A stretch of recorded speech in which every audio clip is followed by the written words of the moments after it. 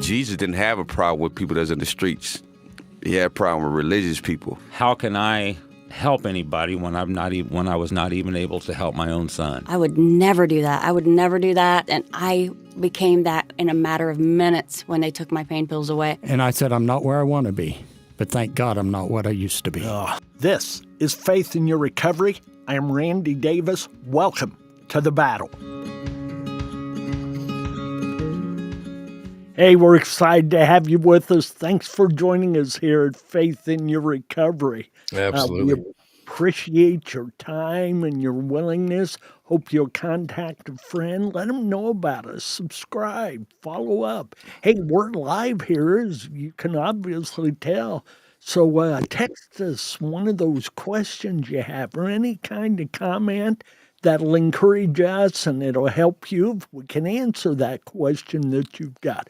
Our guest today is Michael Gliem. Welcome, Mike.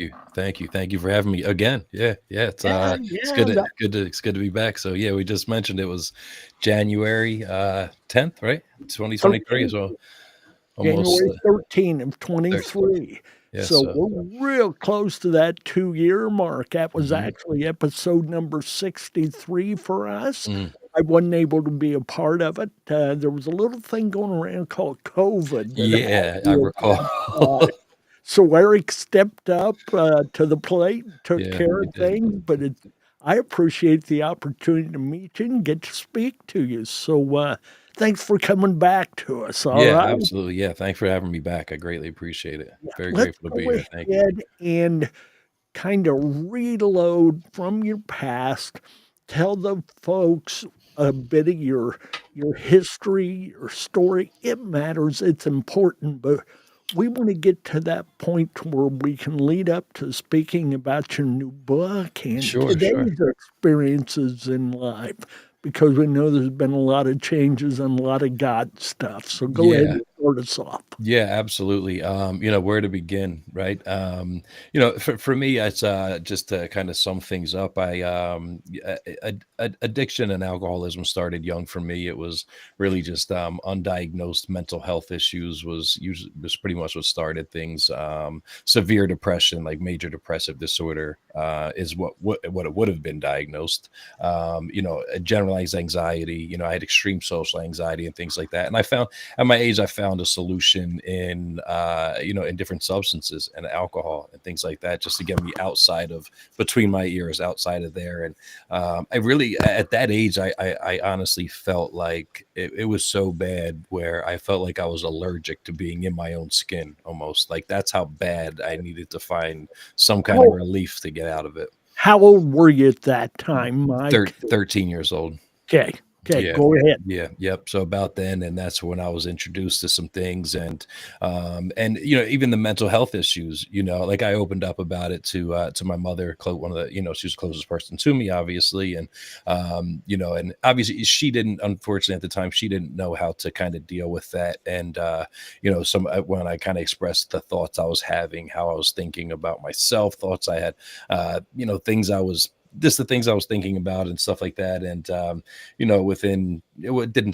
wasn't much longer. And I got a knock on the door and the police were there and they escorted me to a psychiatric unit at that age and put me in a locked unit. And so from that point on, that was a turning point for me, at the point where I felt like, wow, first of all, I kind of felt that, maybe I'm a little crazy, and second of all, I started thinking that, wow, if I open up to even the closest people to me, that I'm going to be punished, because that's kind of how I felt.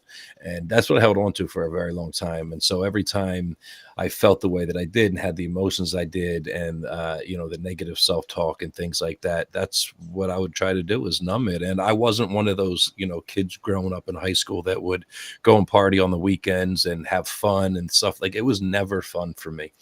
Anytime I used substances or alcohol, it was never to have a good, quote unquote, good time.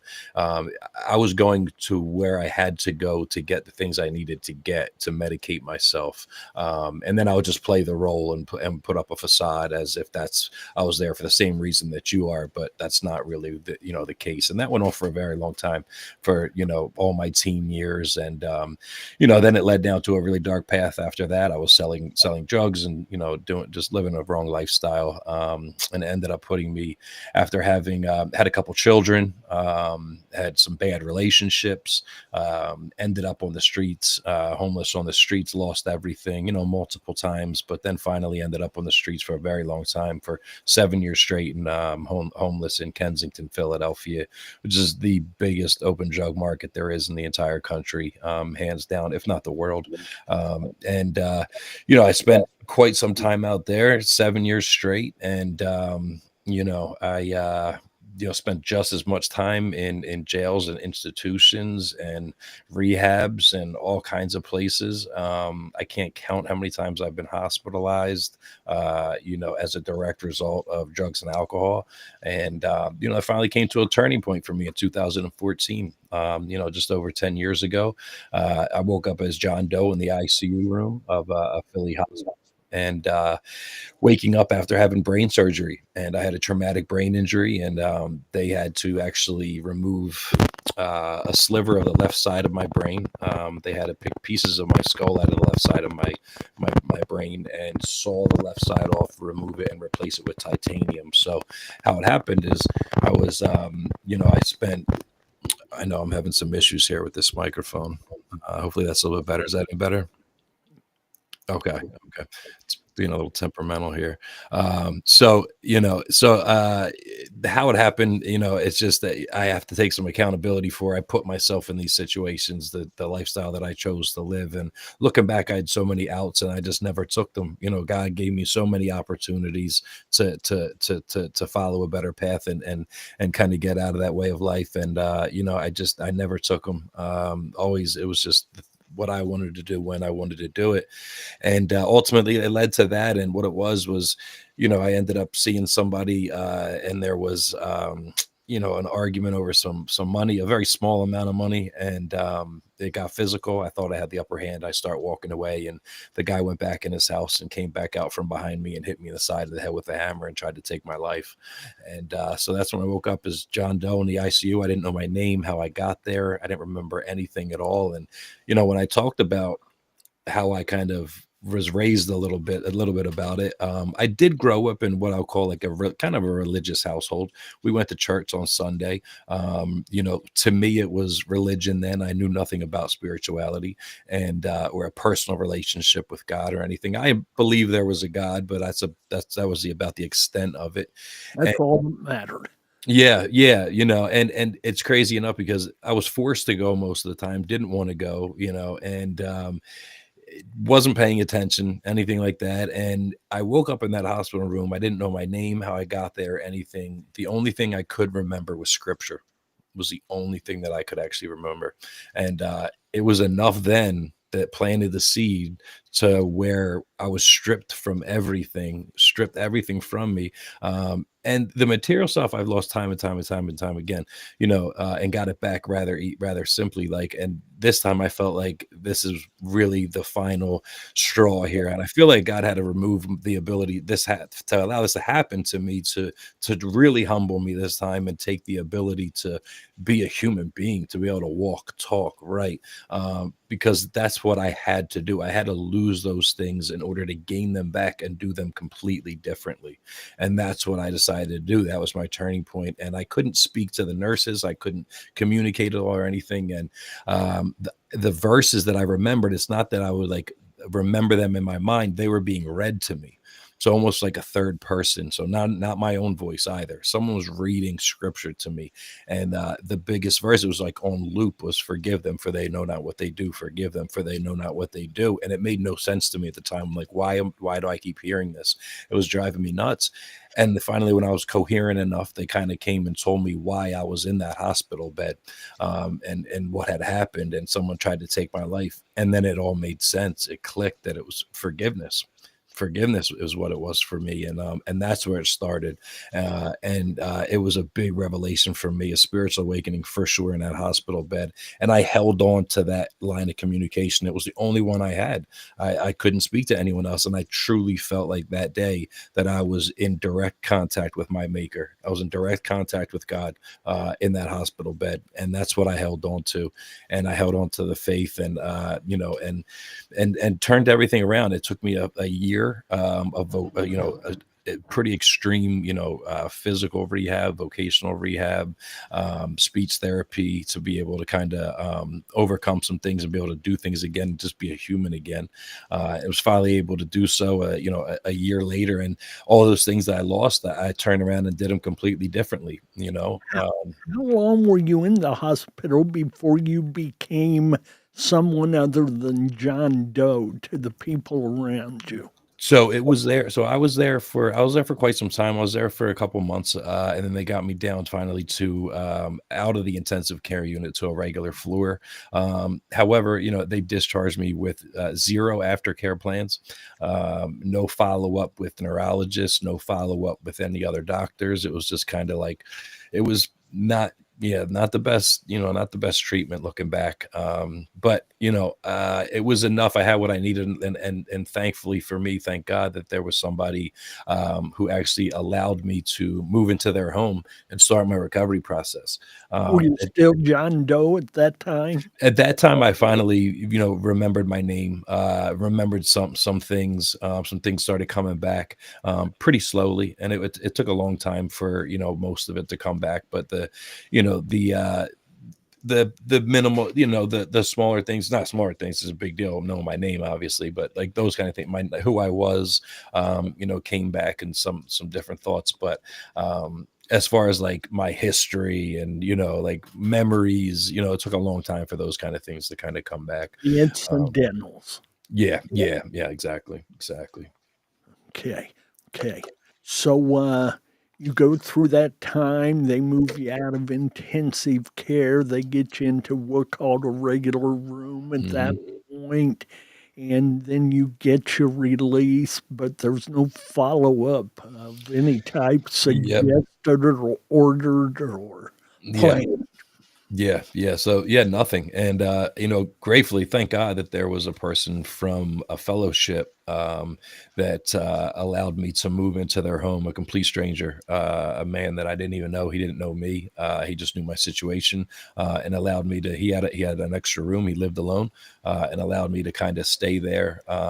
In my early stages, and I call like that first year of of that part of my life more my discovery than my recovery, because that's really what it was. It was rediscovering, who I was and what brought me to where I am, and just everything that had to come back, and the ability to be able to walk again and talk and write and do these things. And all the doctors said I wouldn't be able to do these things ever again.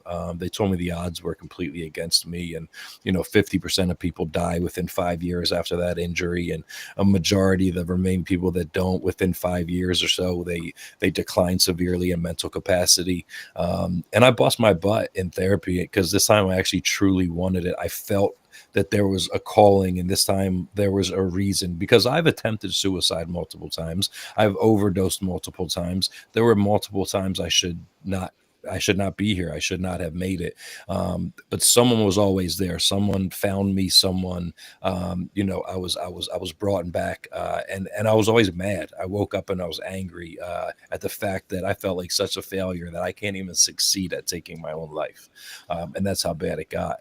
But this time was just, it was different. It was different. And that's that meeting, I'd say, that I had with God, that encounter in that hospital room, like I said, it changed everything. And forgiveness, and with that came accountability, of really me putting myself there, and realizing that, even the person that tried to hurt me, that person's sick also, and I can't expect to live a certain lifestyle and do things and expect things not to happen to me, right, and be immune to that. So I have to kind of take that with what it comes with the territory, right?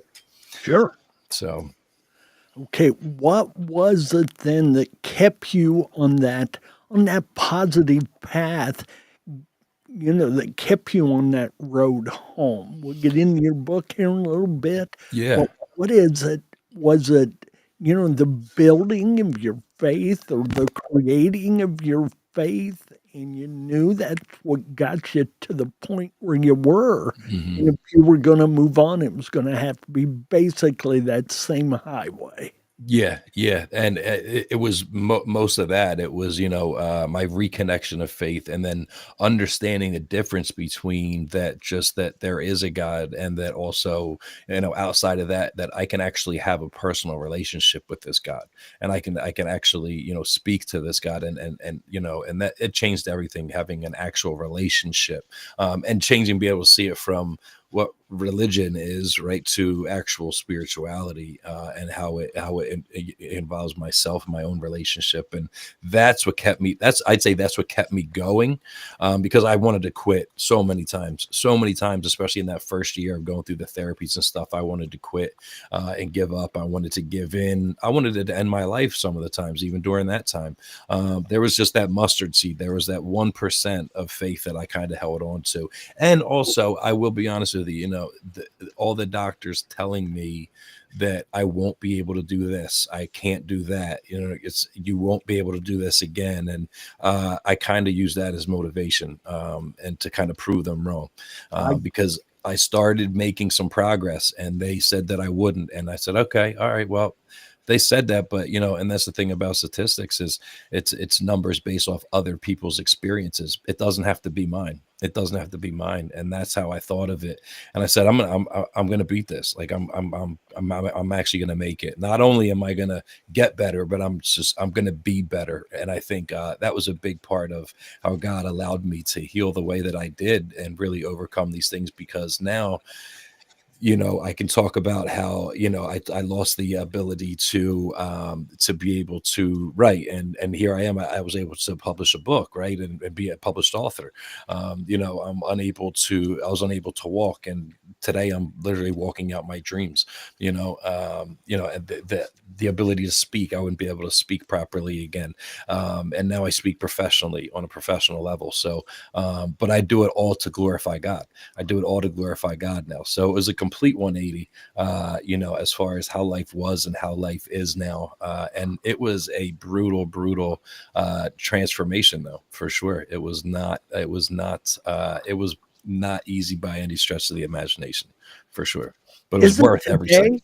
Is it today? Is it easy today? You know what? I wouldn't. I don't like to use the word easy at all. Okay. I manageable, right? Like I'll use manageable more often, but I don't really like to call anything necessarily easy. Anything that lasts doesn't come easy. Anything that's easy doesn't last. So I don't. If it is an easy route or something, then I'm probably going the wrong way. If I'm being challenged, if I'm there are obstacles and roadblocks and things in my way, then usually I'm on the right path, because if God is calling me in one direction to go somewhere, and I start doing that and walking in my calling, there's always so much added, stress, and so much added conflict in my life in different areas, and attacks in different ways, in spiritual ways, and people closest to me are even being used. And and I know then that I'm on the right path, and it's just being self-aware enough, spiritually, that's what it is. Because just as much as God wants me to walk in my calling and what his will for my life is, there is an opposition to that too, that wants it as well, right? Just That wants it as well. Yeah, exactly. Just as strong. Yeah. What was one of the first moments you recognized and realized I am on a journey toward who I want to be and who God created me to be? That's a really good question. Out of all the questions, that's not one that's asked that I haven't really been asked very much, but I would say probably within it took quite a while, but I would say within by that first year going into my second year after the injury and being clean and sober, and then because like that second year I started to be able to get into more of a recovery process rather than the discovery part, so I kind of got what I needed there, and then I started being able to work on a better way of life and bettering myself. And once I started to see that and that change was possible and change was happening, and internally I was completely different, my mindset, my perspective on things, the way I saw things, that's when I think things started like really changing. And then over the years it just kind of evolved as well and changed in the different areas, and then and it got stronger and stronger and stronger, where it almost became an obsession of that's what I'm here to do, right? Is just, try to be my most authentic self, and do the whatever it is that I'm called to do it at the best of my capability, and glorify God in the process and give him the glory for it. I get zero credit for being able to overcome the things that the doctors told me I wouldn't be able to overcome. Without him, there's no possible way I'd overcome it. There's just no Well, possible way. you're obviously a miracle. Uh, I mean, whether I'm we look blessed. at numbers or we just look at physical condition or Sure, anything else, sure. God's made you a miracle. That's all there is to it. Now, how do I pay him back? Exactly, And I exactly. don't mean penny for penny. I'm not into that kind of thing. But I mean, how do I show Yep. my appreciation and all? And you're Yeah. doing that. And one of those ways is certainly with the book, The Long Road Home. Tell us, obviously, we know how the book came about, but tell Mhm. me how it got written. What inspired you to make it a book? How were you able to do that? Yeah, help us So with that, please, yeah, Bill. so that's it's kind of a loaded question because so I there came a so it was like a pipe dream for me. I just writing a book at one point, like I wanted to do it, but I was like, that's something I'd love to do. It's just never going to happen though. And and then finally, there came a time when I was probably about 4 years into my recovery or so, going to like that fifth year is when I started to more so like recover out loud and start speaking more. And then seeing that, my message did have an impact. It impacted people. It helped people. It inspired people. It motivated people. It helped people. So I realized that, I think I need to do that some more. And then along with that was the thought of, I should write a book. I should write a book, about it, about my experiences. And so I actually did in 2022. It was almost a different version of the book that you see that's published now through a publishing company, where I attempted to self-publish a book, and and it was just it was more so in the beginning to first of all prove to myself that I could do it, but also I wanted to be able to put the story out there for the right people to get their hands on it, to read it, and hopefully be inspired in some kind of way, and also just show them the absolute grace and mercy of Jesus Christ. And the hard part obviously was formulating how to do it, how to put it together. And I came across some people back at that time that kind of knew that space and how to do things, and kind of gave me a little bit of insight on how to do that. And so I took that information, and what I did was just kind of write down my entire story as if I would share it at a group or a meeting or wherever it was. And from there I kind of dissected it. So I pulled it out into chapters, and then I went back into each chapter and just went in much, much more detail. And then the goal for me was to paint a picture with those words. And I will tell you this, that it was, It was it was a challenging, difficult time doing that. Not in the sense of, you know, writing the actual book, but the emotions that came with it. Because I purposely tried to relive all these experiences as I was writing them back out, and so it was bringing back a lot of emotion. It was bringing back a lot of Necessary but memories. painful. Yeah, and I'm already diagnosed PTSD, so and I'm purposely bringing these things back up. So I will tell you, after writing it, I was in a pretty deep, dark depression for quite a while after writing it, because I was putting myself back in the situation because I really wanted it to be pretty vivid. I wanted it to be pretty clear and raw and real, and I didn't want to hold back on it at all. And I feel like I feel like I did a pretty good job at that. So the goal was to make it kind of be like, so if I'm explaining a story, a situation, that you're right there with me and you're experiencing it. So and it's full of ups and downs. And what I shared with you is just at the tipping point of where things changed. There's 20 years of battling the addiction and then mental health challenges and suicide attempts and just so many just crazy things that have happened in life, in there. And it's full of it, and coming out on the other side, it's a true underdog story, honestly, and Help me I'm with the certainly proud. title, The Long Road Home. Yeah. Define the word home to us per this book, okay? Per your intention and your understanding. Yeah. So Your journey. I'll always say to people, they ask me, I share my story, or they ask me questions or this or that. And I'll be like, yeah. Or they'll see where I'm at now and having heard what I've been through. And I'll say, it's been a long road. It's like it was my go-to answer. It's been a long road. It's been a long road. And, it kind of stuck with me. And then I just kind of, I was, trying to think of some different names and stuff, and that was there. And then, ultimately though, at the end of the day is that I'm saved and I'm promised a home. I went from being homeless to being a homeowner now, right? And I have a home and I have a bedroom for all my children, and I have 6 children altogether, and a fiance, and relationships with my mother and my father, and all the relationships I destroyed over the years.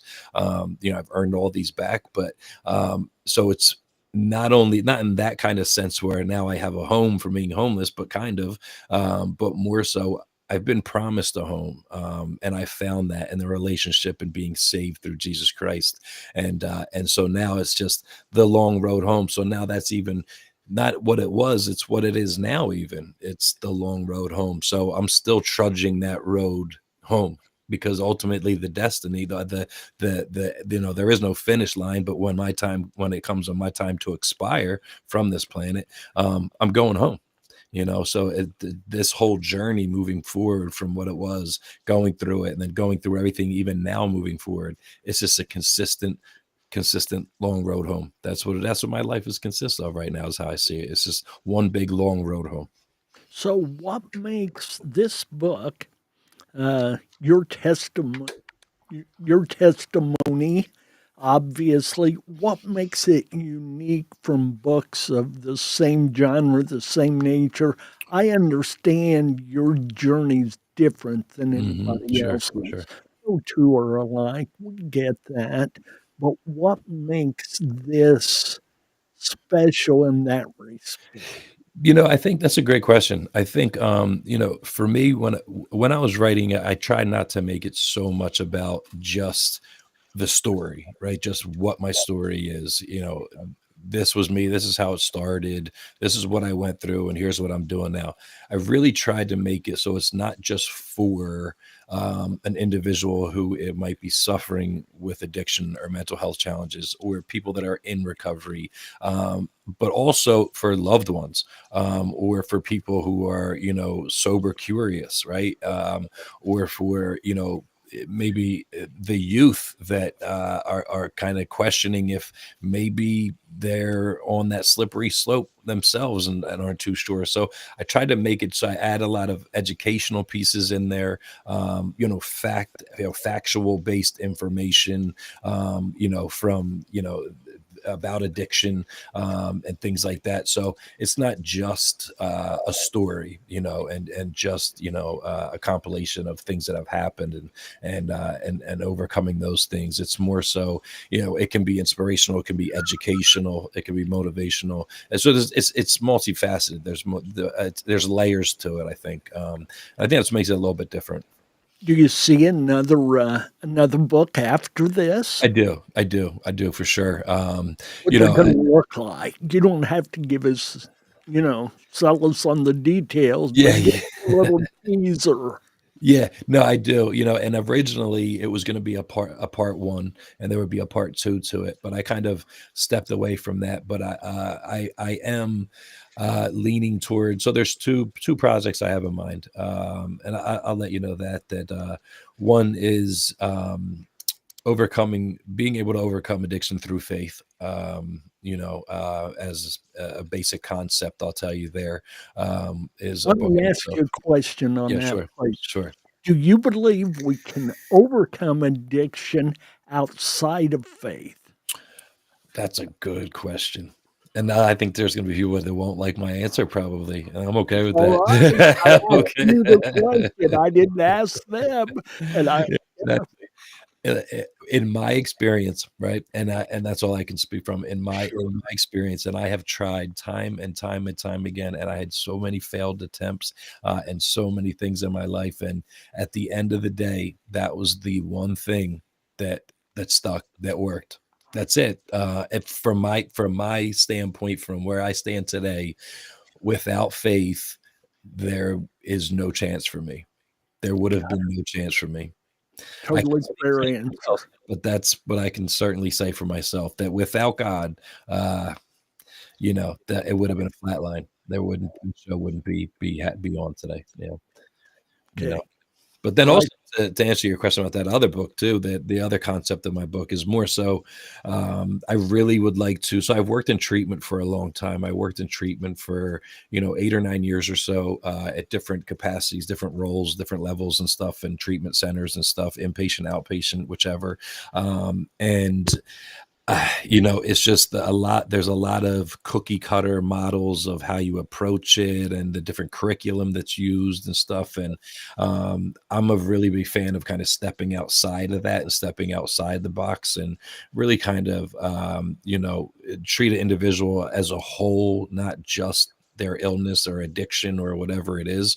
We're much more than that. We have much more in our life, much more purpose in our life. And that being a big part of it too, is knowing what your purpose is, and that you were put here on purpose and for a purpose, and to be purpose driven, and implementing different things like that.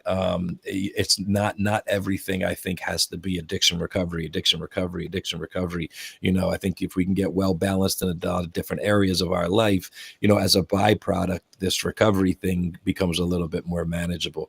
So I think it's treating someone as a whole, as an individual, not just you have this disorder, let's treat that. There's much more to it. I think, I think for spirituality is the rock of it, is the foundation of it, is where it should start. And if you say that addiction is a brain disorder, well, then why aren't we treating the brain first? Why aren't we starting there? Right? If it's a brain disorder, why aren't we digging a little bit deeper on that aspect in some areas? So, some people do it well, some people maybe they don't. It's not me to judge at all. But I'd like to put something together, my own curriculum for centers themselves to roll out as a curriculum for them to use more so for like an inpatient model. Man, I'll tell you what, we're tight on the same ideas there. That cookie cutter illusion that you made, that is the way I see so much. And I recognize and realize there are so many different ways to recovery. So many. We're still taking many of the same steps. Yeah. And that until I think you used the term, till we get out of that box, until we get away from that habit and that style of thinking, we're not going to broaden our own horizon that's going to help even others find recovery. Agreed. With your permission, we're getting ready to wrap this up. We've got a few more minutes here, but I'd like to go into another episode, and it won't be so much about the book. But it'll be questions about recovery that I want you to understand, as well as our listeners, I've said shamelessly over and over, I don't come from a background of addiction. I come from doing 125 plus funerals for those who died, mental health related, meaning suicide, generally speaking, or OD, Yeah, yeah, death, yeah, and yeah. listening to the families and Sure. struggling with them, getting the call when their son or daughter was taken to jail. And that's where my experiences have come from. I've lost family members and loved ones to Yeah, drugs. yeah, I can't say I've had the experience, but I can say more than once I've been told, you get it. yeah, And yeah. I believe I do. I'm not saying I can understand it the same way you do, Sure. but I have my understanding. Yeah, yeah, And absolutely. it's individuals just like you who have taught that to me. Hmm. So those are the kind of questions I want to ask that Yeah. come from outside the box, Hmm. and it's kind of a beneath the wound thing. We Yeah, talk for about the sure. wound, we talk about the disease, we talk about the illness. Hmm. What's that underlying infection that's there that we've, maybe failed to mention or to bring up? Right, So, right. is there anything else you'd like to say about Yeah, the subject or your book before we move into that next episode here, Mike? yeah, yeah, definitely. And yeah, I absolutely, I look forward to that. That would be amazing. I would love to do that. And yeah, just the book's available anywhere you get your, books, Barnes and Nobles, Amazon, anywhere online. The ebook's available. They're doing the audiobook now, which should be out within the next 30 days or so. So that'll be available.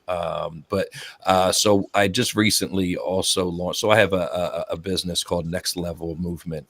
Next Level Movement LLC. So I do coaching, I do self-development workshops and treatment centers and things like that. And I get to travel and speak at different treatment centers and stuff across the country. And so I just also started a school community. So I'd like to put that out there for anybody who is finding themselves in a situation where they need some more community and support and things like that to join the school community. So it's school, SKOOL, .com/next level academy. And in there, I'm doing courses. I have one that's breaking strongholds, a 12-week journey to walk in faith and freedom. So things like that you can actually work on. And there's going to be just a great community of people to uplift one another, encourage one another, and kind of, build a family in there. And obviously there's coaching as well. There's live weekly coaching sessions that I do there. So everybody's welcome to join for free. And what I'm doing as I rolled that out is the first 100 people that come into the community will also get a free one-on-one coaching discovery call from myself to see how I could possibly benefit their situation, whatever it may be. If you are looking to get into recovery, and what the next steps are, or if you are and you feel like you're lacking in some sort of area, or especially if it comes to the spiritual aspect, if you want to deepen your faith and just deepen that connection with God, all of that is available there. It's all encompassing there. It's a faith-based approach to recovery, and that's what it's for. And if that's your thing, if that's kind of what you like, then please join that community. It's Next Level Academy on school.com, and more than welcome to join for free. And I'd love to see a big, large community of people there, just, giving God the glory and just overcoming things. And I have some people there that I coach on a regular basis, and they're doing amazing. And, the cornerstone of everything that's been happening, I'd say even in their lives, is God is the cornerstone. He's working in their lives. They're living, they're walking in the Spirit. And it is amazing and such a fulfilling feeling to be able to witness some of these transformations. And it's absolutely incredible, but it takes the first step to do it. So, join, judgment-free zone. You're more than welcome to join. I'd love to see you guys there. So go to school.com/next level academy, and I'll see you guys in there. And you can reach out to me also. A website that Yeah. covers all of what you have to offer, go ahead and give the Yeah. folks that Yep. website. Yeah, sure. So you can also go to nextlevelmovement.org. That's my main website, nextlevel.org, and you'll be able to see some things there. And my contact information is there as well. You can email me at info@nextlevelmovement.org, and you'll see the different things that I offer: the keynote speeches, speaking, event speeches, self-development workshops that we do within all different kind of areas, really, and whether it be high schools, whether it be rehabs, treatment centers, things like that across the country. It can be anywhere. I'll travel anywhere. Where are you located? I'm actually from Delaware County, Delco, and Philadelphia area, southeastern PA, and bought a home in Delaware State about 3.5 years ago or so. So I'll travel anywhere, though, to help other people, and that's what I'm here to do. So, I come to for a speech, do a workshop with some people, and and coaching, and I do the life coaching, recovery coaching, and it's pretty faith based too. So, anybody needing any kind of assistance in that area, that's certainly what I absolutely love to do. I am also from Delaware County, but it's in the state of Indiana, all the way eastern Indiana, so Yeah. we've got that in common. Yeah. So, wow, Yeah. what a great offer you've just made to our listeners, and I hope they'll take advantage of it. I'm hoping We'll so. post all of that information to make sure they're able to get that. They can contact us at at our office. Our website's ABLBH, the initials for a Better Life, Brianna's Hope.org. And we can hook you up and get you together with Mike and make things happen. Absolutely. I'm sitting here almost laughing to myself, not in any mockery way, but in the way you've said over and over, you weren't supposed to be able not just to do any of this, Mhm. but even fathom it. Yeah. Here you are. We see what God does, what God can do, and He Amen. can use each one of us the same way. Amen. Maybe not as dramatically, but it took a number of people rowing the boat to get it across For the sure. water. Okay. Yeah. There's a And role. with, Yeah. There's a role for everyone. Amen. yeah, yeah. So find your role and play it. Yeah. And, Amen. thank you. So let's Thank you. just move on from here to this next segment, okay? Sure. And these are questions I've been working on for some time. As we have said, after the first of the year, we want to move from faith in your recovery to kind of a piece underneath that, okay? Mhm. And that is going to be called Beneath the Wound. We've done over 160 episodes now. We're at 3 years in this, and we just want to change some of that, but we're not going to lose our identity Mhm. of the idea of being about all things recovery, all things addiction. We will stay with that. But where I'd like to begin here, where do you believe the addiction community is lacking the support from those outside the addiction community that they need to help them take the next step? Is that, you understand that okay? Yeah, yeah, and I think it's tough. It's tough to answer because it's kind of each state's different, each city's different, the way that they treat it, the resources. I can speak for, say, like Philadelphia, right, where there was a lot of support for harm reduction and things like that, and we've got a new mayor, and now they're against harm reduction and completely stripped everybody away from everything that they do there, and literally closed businesses down because of it. And even with the whole harm reduction thing, there's a fine line there between enabling and harm reduction. In my opinion. But so it's hard to kind of pinpoint, I'd say, but it's support, understanding, and resources. Ultimately, at the end of the day, there's got to be resources. Imprisonment does not work, right? Like,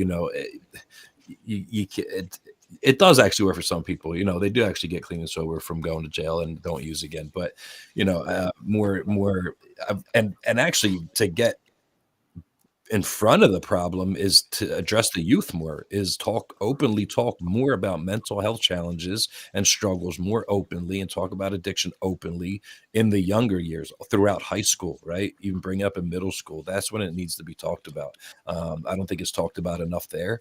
And if you can start there, then maybe we can, stop some of these problems from even beginning. Okay, we're going to change gears. I'm not going to keep hitting you over and over on the same question. I've got these I want to throw out there. And do you understand addiction as a disease? I do. Help me. Okay. I see it. I see do it. as well. What do you think of the statement, addiction is a disease kicked off by a choice?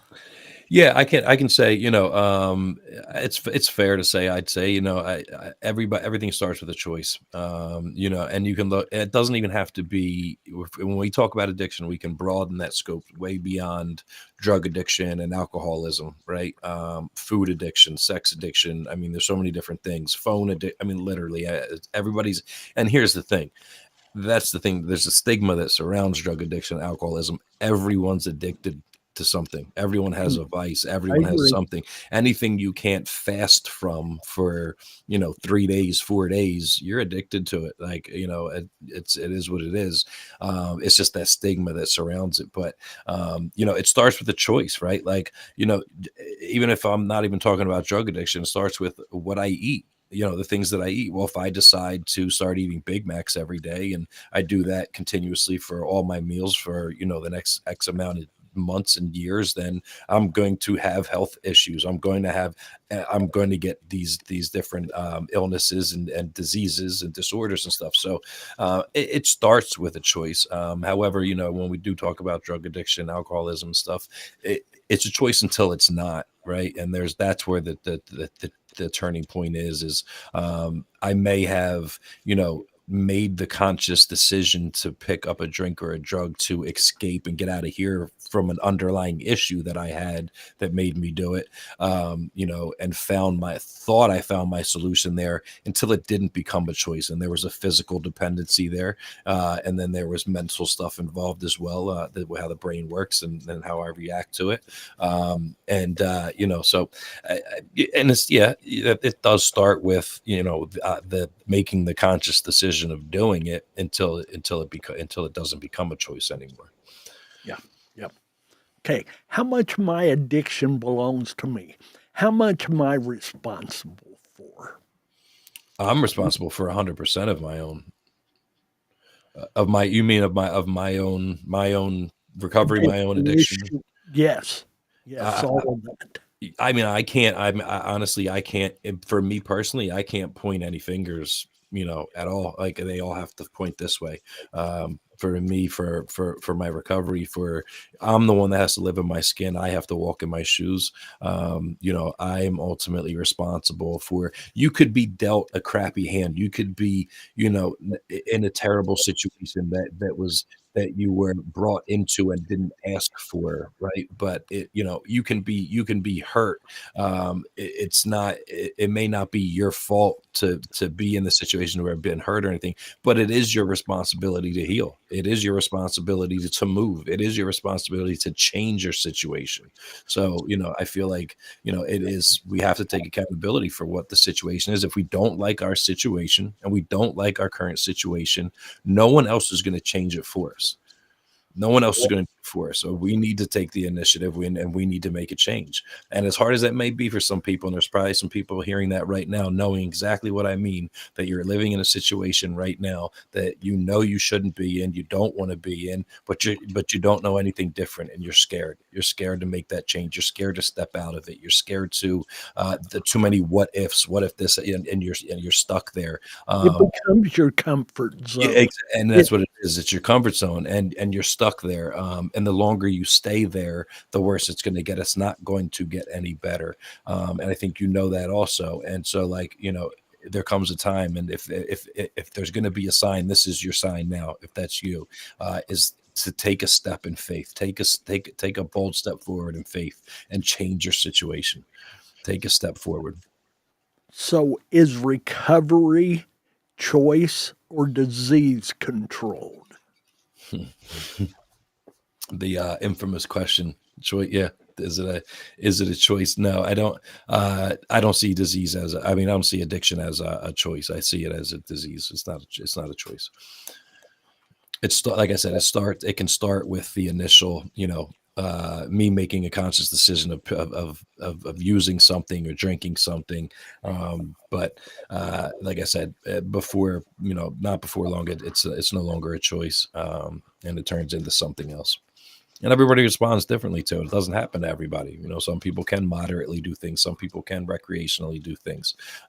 You know, I know what I can and can't do, and the way that I'm designed, and that's just, you know how it is. And you know, thank God that he's freed me from the bond of addiction. So we can overcome it, and we can recover. Also, I'll say that, you know, we can recover. People will say, "Well, you're always in recovery," and a lot of people like to say that and stuff. And okay, I understand that, but no, I fully believe that we can fully recover. So then do you believe that recovery is a full recovery, as you're saying here? Do you believe that's a moving target, or that it's stagnant, sitting there, and can be attained and marked? I think I think it takes maintenance. It takes maintenance, though, you know, just like any other disease, you know, takes, you know, the regular medications, regular routines, regular things to be able to maintain or keep the disease at bay. You know, I think it's when you can reach a point and, you know, stop and don't any longer have an obsession of a drink or a drug, and you get to that point in your recovery and you feel like you've recovered, and you can just say, okay, well, I don't have to do any of this stuff anymore, and I'm cured. I don't have to do anything. I mean, that I wouldn't agree with. You know, it takes maintenance, you know, continuous maintenance. You know, and for me, it's all rooted in spirituality. You know, the stronger, the more spiritually fit I am, the more I can combat anything that I may encounter, you know, whether that be in any life's challenges or we're going to fill ourselves with something. Yeah. And when it's of the spiritual nature, the godly nature, we're just rooting out all the other ugly or whatever that may be to you. Yeah. Sure. So at what point in the recovery process must I learn to take responsibility for my behaviors and habits? I can't say it's the disease any longer, that I've got to own it and choose if I'm going to move out of it or just keep falling. I mean, I think that's very early on. If in my opinion, if you're going to be successful at recovering and recovering from this thing, that's one of the starting points, is accepting it, for what it is, because you have to be able to take the action to treat it and overcome it. So yeah, I mean, it's like step one for me, you know, that's immediate. We have to take accountability. We have to, you know, identify what the problem is. You know, if we have a problem, what it is. You know, we can't walk into to a hospital, into an ER, and just say, like, I hurt, and expect to get treated for whatever it is. You know, we have to be a little bit more specific. And once, you know, say a doctor understands where and what it is and what caused it, then they obviously put a treatment plan together. Same thing for us. You know, but for me, it's more trying to figure out the roots and causes of what things are that made you resort to a drink or a drug or anything like that. Like if we can treat those issues, then obviously if I treat the issue of why I even started drinking or using or anything like that, then if I treat that, then with that being treated and, you know, I'm in a better space there, then the likelihood of me using what I used to deal with it is pretty slim that I'm going to use it again, you know, in most cases. You know, so it's really addressing the roots and causes of things, because everything stems from something. There's a lot of learned behaviors I mean, that goes on and on. You know, we can get so far deep into that, you know, into the mental health also, and so many things, you know. That's why we've titled this Beneath the Wound, because we've got to get to the bottom of the issue. Yes. 100%. We can't put, you know, we put band-aids on bullet wounds, you know, and it's like we have to remove the bullet. We have to get it out, and we have to treat it surgically and repair it and close it and treat it with antibiotics like that. You know, that's how it needs to be treated, and that the name is perfect because that's really what it is. It's beneath it, that's exactly where it is, beneath the surface. And you might not know, you know, what it is, and you might start to figure out what it is, and then realize it's a lot more than you thought there was. Because into that. Programmed into learned behaviors and the way you were brought up. You thought things were normal, but they're really not. You know, like all these things play a role. It's a lot deeper than, you know, a lot of people think. Okay, let's say we're basically on that long road home, as your book is titled. We're on that journey. What are 3, 4, maybe even 5 markers that say we're successfully moving toward recovery? So I look at your life and I can pick these things out and know, yeah, this is real. Okay. So I would say, you know, I'd say first of all, you know, that I've established a better way of living for myself. You know, I could be, whether that be gainfully employed, you know, and being a productive member of society and not being a part of the problem, part of the solution now, you know, doing the right things. For me, again, back to spirituality, someone that's spiritually fit, that's grounded, you know, spiritually. And really it's just through actions. It's not about, you know, saying what it is. It's just walking it out and seeing it in someone, you know. And you can usually, it doesn't take long when you have a conversation with somebody that's in recovery, no matter how long they've been in it, to really get an idea of like if they're truly in it or not, or, you know, how. And I don't judge somebody else's recovery or take anybody else's inventory or anything, but it's pretty easy to tell sometimes when, you know, when people might state that they're somewhere and you can kind of tell that they're not. So it's what you give off, right? Like it's, you know, attitudes, behaviors, they're very contagious. So, you know, I try to tell people, you know, if you know that and realize that, then the goal should be, if you yourself were a person and you are a person, but if you yourself are contagious, literally, quite literally contagious, your actions, your behaviors, then make yourself worth catching. Right. Like, so, you know, someone that actually walks it out, and, you know, it's less talking and just more walking it out and proving to people, because that's what it is anyway. Rebuilding these relationships and things like that in recovery is what it comes down to, because talk is cheap. You know, it gets to the point, talk is cheap. You could talk till your face turns blue, but till they see the changed behavior, they see the changed mindset, they see the changed verbiage, they see the changed things in their lives, you know, being actively walked out. That's where you see it in people, that they've turned around and made things better. Okay, we've got a question here from one of our listeners. Eric, hit us with that, will you? Yeah. Sean Harris, with dual diagnosis on the rise, do you find it hard reaching individuals with the message of recovery? With with dual diagnosis on a rise, Do you find it hard reaching individuals with the message of recovery? No, I mean, I personally don't. I know that, and just the years of experience I have working in treatment centers, and there's usually, they're dual diagnosed treatment centers and things like that. But here's how I see it at the end of the day. If people are going to label it as a brain disorder, for one, well, then there's a mental component to it, right? I mean, you have to agree that there's a mental component if you call addiction a brain disorder. So, in that sense itself, then everyone is co-occurring.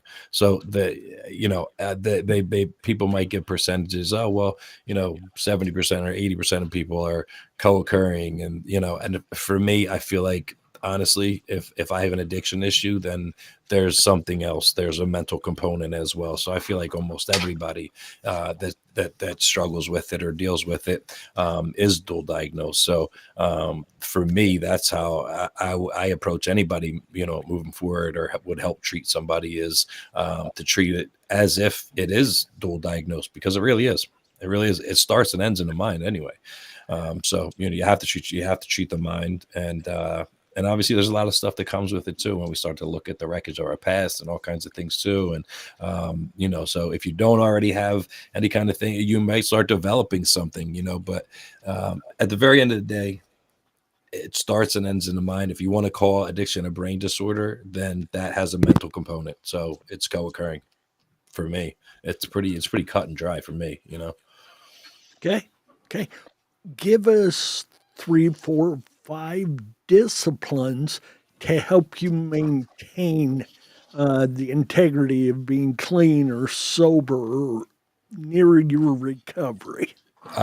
Service first, helping others, obviously helping others, prayer, meditation, spirituality, discipline, and I think the best thing is mind, body, and soul. So exercising, trying to eat properly, eat better, so I think those are the strongest components: is treat mind, body, and soul. Treat yourself, as a whole individual.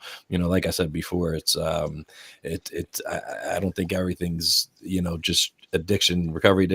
Like, if I'm going to recover and I'm going to try to thrive in my recovery, then I should treat my whole body, my whole temple, not just in the mind where it is, or because not only that, it's, especially in early recovery, it's going to speed up the process too, also, of your brain starting to kind of get back to normal and things like that, and it's going to release different chemicals that your brain kind of needs and stuff. And I can just say that because I know that from personal experience, from one of my stays at a treatment center, where I was coming off of a 5-year 130 milligram methadone dose, and I walked off the program and just walked right off and stopped cold turkey. And I went into a program, and it was absolutely brutal. And one of the best things, and I mean, it took months to detox off of that. And one of the things that I found that was the best thing for me was, it was painful as heck, but was to exercise, and was to lift weights and stuff, and push through it and deal with that pain then. And feeling the pain then, it made the pain a little bit less in the bigger picture, in the greater picture. But yeah, discipline, helping other people, prayer, I mean, there's so many, journaling, writing, whatever you find that helps you, that's a productive outlet.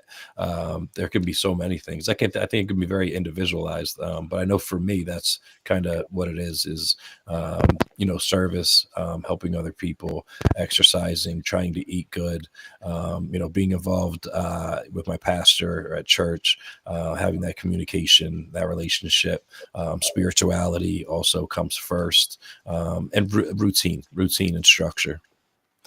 If finances Community. were no issue, okay, let's take that out of this. If they were no issue, what is the next step you would like to take as far as aiding, as far as encouraging recovery? So so rephrase that. So if finances weren't an issue, Exactly. And then to the person seeking treatment, or to What would you do for those who are seeking treatment? and finances weren't an issue. Correct. I mean, obviously, I would, go where you can get the best care, but first, if you're coming off of, especially, if it's alcohol, benzodiazepines, things like that, go through a medical detox that's, medically supervised, because there's some severe withdrawal symptoms you can go through that can literally be deadly. So I would definitely do that properly in a safe and in a safe area. And get the appropriate treatment, whether it be, inpatient treatment, get yourself away from people, places, and things for a little bit, be able to dedicate that time. And a lot of people don't realize, while you're in a 28-day or 30-day program, that, while you're there, you really, and I would encourage anybody that is going to go to treatment, if you're hearing this and you're going to treatment or anything, to take advantage of every hour you have there, because you have a life outside of there. So the minute you walk out those doors, your whole life comes back again like that. And there comes all those responsibilities, and the kids, and the wife, or the husband. So that, I don't think a lot of people, when they're in the moment, they don't quite realize that this is the only moment that I'm going to have where I have 24 hours a day, 7 days a week, to be able to devote to literally myself, and I, and that's it. And no distraction. And have absolutely no distraction. And a lot of people don't realize that in that moment. And I just know, because I working inpatient for quite some time, I would tell people that, and then they start to implement a lot more and do a lot more while they're there, because you're not going to get that time back. What, beyond the medical, what, even understanding, again, finances are not an issue, what kind of program would you like to initiate that is just kind of your fantasy thought out there somewhere? So, like, my ideal treatment center There kind of you thing, go. or like, That'll work. it would be, for me, it would be, and if it's finances, and it would be incredible. That'd be great if it was accessible, first of all, to anyone and everyone, right? Anyone that needs help, it's open door policy. And again, treat the whole person, not just clinicians that are substance use, but, have the proper, people there for health, obviously mental health as well, and holistic approaches, a lot of different holistic approaches, where it's not all just, very curriculum based, definitely things to keep people moving, motion.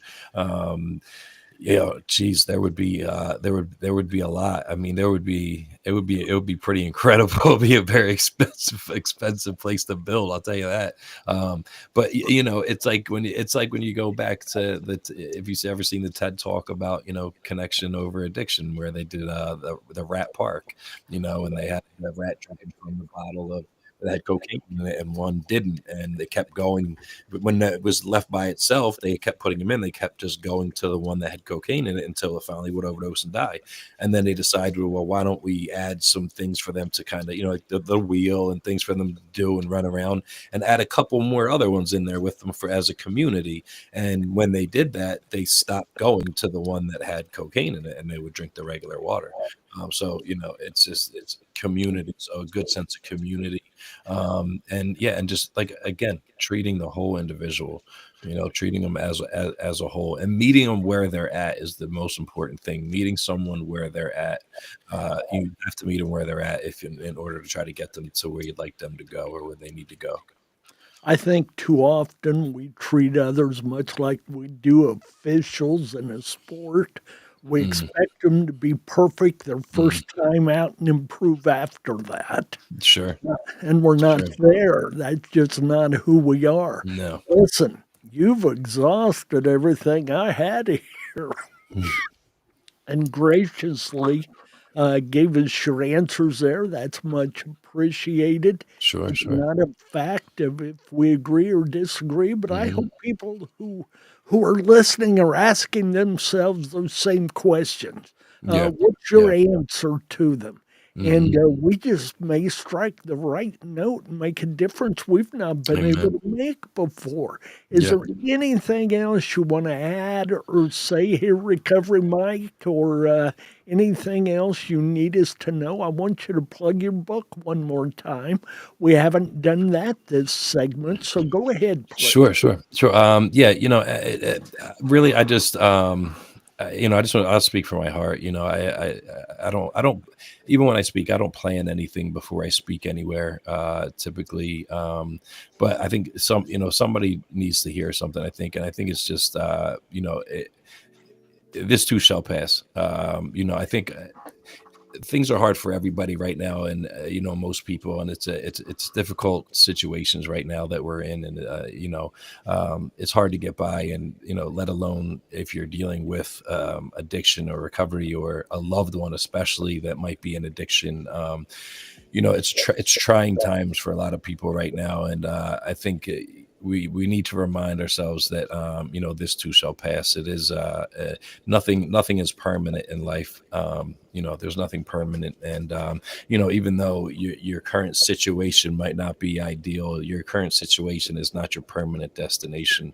And I just want to remind somebody that you might not be where you want to be right now, but that doesn't mean that you're not going to get where you want to be. And just don't give up. The biggest thing I don't believe that I believe the only way you can fail is by simply not trying. And I try to view life as there's no more losing anymore, right? It's just winning and learning. We either win and get to the goal or get to where we need to get, or if we don't, then we just learn a lot of lessons on how to do it differently, to try it again and do it. And they say a righteous man falls 7 times and still gets back up. So, keep getting back up. If you got knocked down and you have the ability to get back up, then there's a reason why. So get back up and keep going, and just keep pushing forward, and reach out.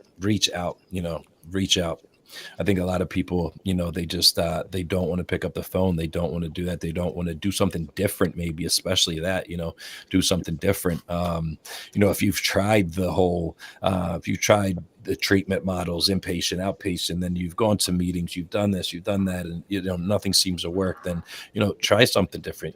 Reach out, try a coach like myself, like try something different that you might need that different kind of accountability, and someone to help figure out what your calling is, what your purpose is, and kind of put that in line, and figure out what the next steps are to get there. Because if you have purpose in your life, if you have purpose in your life and something to chase and something to strive for, I can almost promise you that it'll make recovery much more manageable, having purpose in your life. If you have no vision of the future, if you have no vision for your future, it's inevitable before you resort to the ways of the familiar past.